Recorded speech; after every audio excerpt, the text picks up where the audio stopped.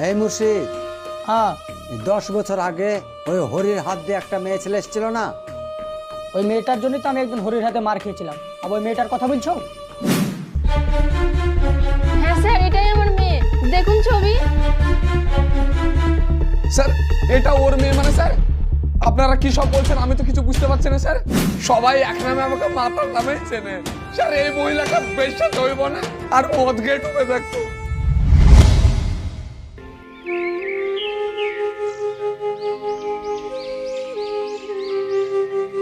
হরি ভাই, বল।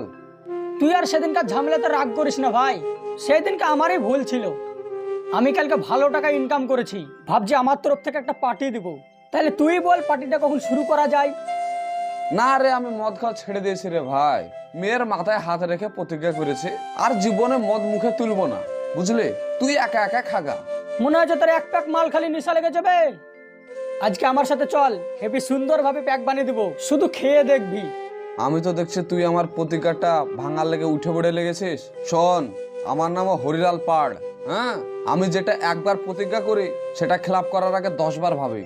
জীবনে মদ মুখে দিব না তো দিব না। কতজনকে প্রতিজ্ঞা ভাঙতে দেখলাম রে ভাই, আর তুই তো সামান্য হরি মাতাল। চল তো মাল খাবো। কটা বাজছে গো? 1টা বাজছে। থাক রে, মেয়েটাকে নিয়ে আসি গে, কলেজ ছুটির সময় হয়ে গেছে।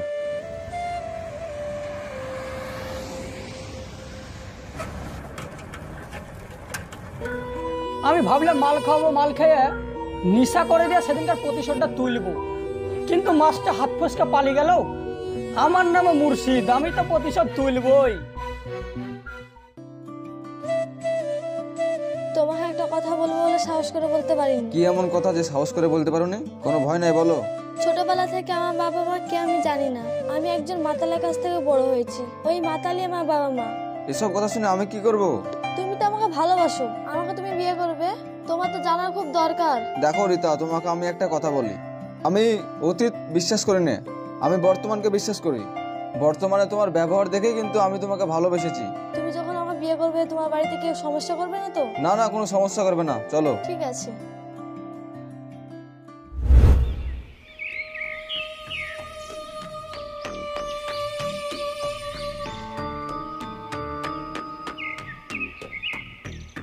আচ্ছা চাচা, হ্যাঁ বলেন। বলছি আমার এই মেয়েটা 10 বছর আগে হারিয়ে গিয়েছে। আপনি কি দেখেছেন আপনাদের এলাকার কারোর সঙ্গে? কই দেখি ছবিটা। কত বছর আগে বললেন? ওই 10 বছর আগে। এই মুর্শিদ, হ্যাঁ, 10 বছর আগে ওই হরি হাত দিয়ে একটা মেয়ে ছেলে এসেছিল না? ওই মেয়েটার জন্যই তো আমি একদিন হরির হাতে মার খেয়েছিলাম। আবার ওই মেয়েটার কথা বলছো? কিন্তু এই ছবি দেখে তো আমার সেরকম খেয়াল আসছে না। আচ্ছা, 10 বছর আগে একটা বাচ্চা মেয়ে এসেছিল, কিন্তু সে তো হরির হাত ধরে এসেছিল। আচ্ছা, কোথা থেকে হারিয়েছে বলেন তো মেয়েটা? একদিন আমি আমার মেয়েকে নিয়ে বাজারে গিয়েছিলাম, হঠাৎ পিছন ঘুরে দেখছি আমার মেয়ে আর নাই। আপনার সেই ছোট মেয়ে এখন বড় হয়েছে, এখন দেখলে আপনি চিনতে পারবেন? হ্যাঁ, আমি ওর মা, আমি ওকে দেখলে চিনতে পারবো না? ওর হাতে একটা বিশেষ চিহ্ন আছে। আচ্ছা, আপনার মেয়ের হাতে কি চিহ্ন আছে? ওর ডান হাতের কবজিতে একটা তিল আছে। ওই মেয়ে আপনার হাতে তুলে দিব, কিন্তু আমাদেরকে কিছু টাকা লাগবে। দেখুন কাকা, আমি খুব গরিব মানুষ। আপনি যেটা চাইছেন সেটা হয়তো আমি আপনাকে দিতে পারবো না, কিন্তু আপনাদের আমি কথা দিচ্ছি, আমি যদি আমার মেয়েকে ফিরে পাই তাহলে আপনাদেরকে আমি খুশি হয়ে কিছু টাকা দেব।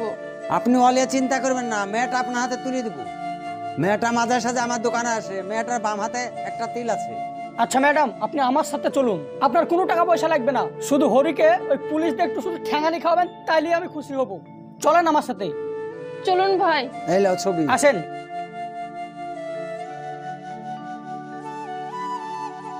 একটু তাড়াতাড়ি চলেন। হ্যাঁ, তাড়াতাড়ি যাচ্ছি।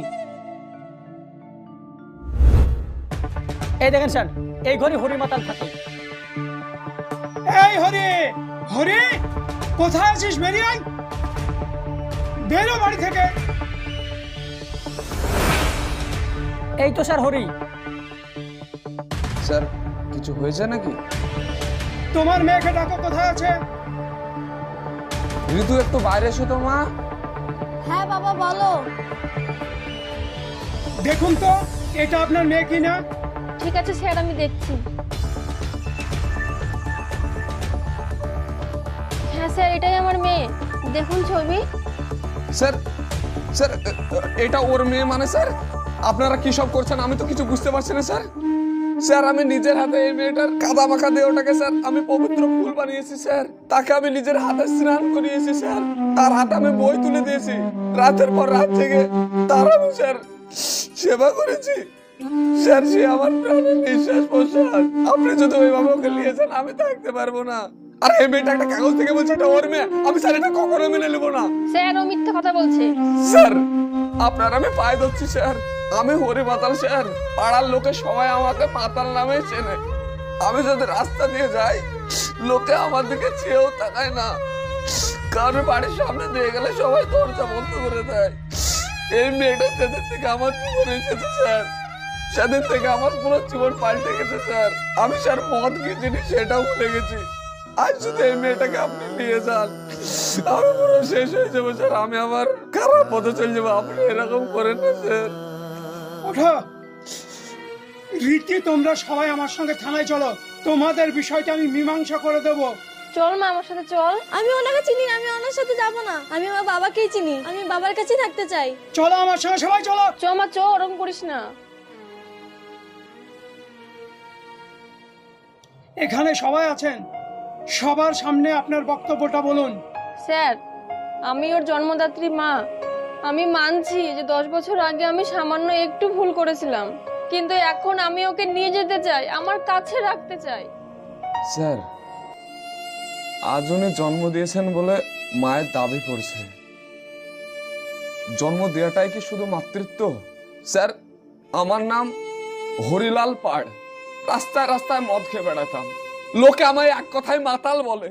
স্যার এই মহিলাটা বেশ্যা যৌবনে এবং মদ খেয়ে ডুবে থাকতো। আর এই বাচ্চা মেয়েটা স্যার রাস্তায় কুকুরের বাচ্চার মতো দুটো খাবার আশায় ছটফট করতো। আমি তাকে নিয়ে এসে মানুষের মতো মানুষ করেছি। আজ যদি ওই মহিলাটার কাছে মেয়েটা থাকতো তাহলে কি হতো আপনি বলেন স্যার? আজ তিনি রক্তের দাবি করছেন স্যার, মায়ের দাবি করছেন স্যার। আজ রক্তের দাবি যদি জিতে যায় তাহলে ভালোবাসার মর্যাদা কোথায় যাবে আপনি বলেন স্যার? স্যার আমি একটা কথা বলতে চাই। অবশ্যই বলো। আমি যখন ছোট ছিলাম আমার কোনো কিছুই মনে নেই, কিন্তু আমার একটা কথা মনে আছে। আমি কারো কোলে মাথা রেখে ঘুমাইছি, সেটা হচ্ছে আমার বাবা। আমি আমার বাবাকে ছাড়া কারোর কাছে থাকতে চাই না। আমাকে ছোট থেকে বাবাই পড়াশোনা শিখাইছে। আমার বাবার কাছে যাই চাইছে আমার বাবা তাই দিয়েছে। আমি আমার বাবাকে চিনি, আমি আর কাউকে চিনি না। আমি আমার বাবার কাছ থেকে আর কারোর কাছে যেতে চাই না। রীতি এখন সাবালিকা, রীতির কথাটাতেই আমরা প্রাধান্য দেব। রীতি যখন ওর বাবার কাছে থাকতে চাইছে, পৃথিবীর কোনো আইন ওর বাবার কাছ থেকে রীতিকে কেড়ে নিতে পারবে না। রীতির বাবা মাতৃত্ব ভালোবাসা দিয়ে রীতিকে বড় করেছে। রীতির ভালোবাসা পেয়ে ওর বাবা মদ ছেড়েছে, মেয়েকে চলা শিখিয়েছে, পড়া শিখিয়েছে। এই মাতাল হরির মেয়ের প্রতি ভালোবাসা দেখে আমার মন চাইছে একটা ওকে স্যালুট করি। আজকের পর থেকে তোমার মেয়ের প্রতি কেউ আঙুল তুলবে না, তোমার প্রতি আঙুল তুলবে না। তুমি তোমার মেয়েকে বাড়ি নিয়ে যেতে পারো। আর আপনাকে বলছি, আজকের পর মেয়ের কথা স্বপ্নেও ভাববেন না। আসুন চলো মা। যাও তোমরা। পার্ট 1-এ আপনাদের সঙ্গে কথা হয়েছিল একটি মানুষ কিভাবে বদলে যায় একমাত্র উপরওয়ালা ছাড়া কেউ জানে না। আপনারা সবাই জানেন মেয়ে জন্ম দিলে কিন্তু মা হওয়া যায় না, মেয়েকে মানুষের মতন মানুষ করাটাই কিন্তু মাতৃত্ব। আজ আপনাদের কাছে আমার একটা ছোট প্রশ্ন, এই মেয়েটির আসল উত্তরাধিকারী কে? কুড়িয়ে পাওয়া মাতাল না জন্মদাত্রী মা? অবশ্যই কমেন্ট করে জানাবেন। সো ভালো থাকবেন, সুস্থ থাকবেন, দেখা হচ্ছে আপনাদের সঙ্গে আবার নেক্সট ভিডিওতে।